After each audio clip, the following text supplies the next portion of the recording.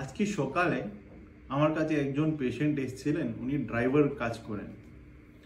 উনি অনেক দিন ধরে টোব্যাকো, পান, গুটকা এগুলো খেতেন। উনার জিভের উপরে একটা ঘাव ছিল। এই ঘাवটা কাছাকাছি 3 থেকে 4 মাস ধরে ছিল। এটা শুকাচ্ছিল না।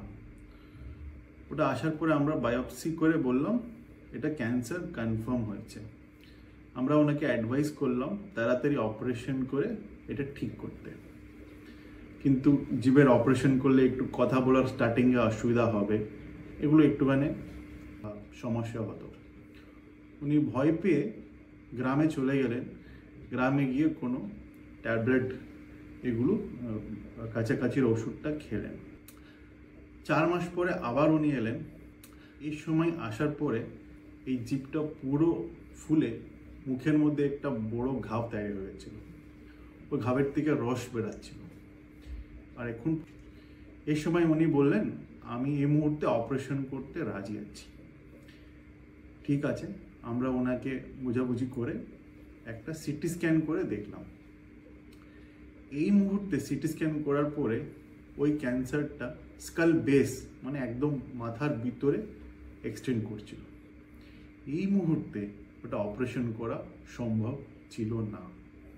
উনি এই মুহূর্তে অপারেশন করতে চান, কিন্তু এখন অপারেশনের থেকে উপরে, অপারেশনের থেকে বাইরে চলে গেছিল। তারপরে ওনাকে কিমোথেরাপি দিলাম। কিছুদিন কাজ হয়ে তারপরে পুরোপুরি ভালো হতে পারেনি। আমি এই কথা বলতে চাইছি, জিভের ক্যান্সার যদি ধরা পড়ে ওটা কিছুদিনই অপারেবল থাকে। 3 মাস 4 মাস একটা আপনাকে টাইম পাবেন।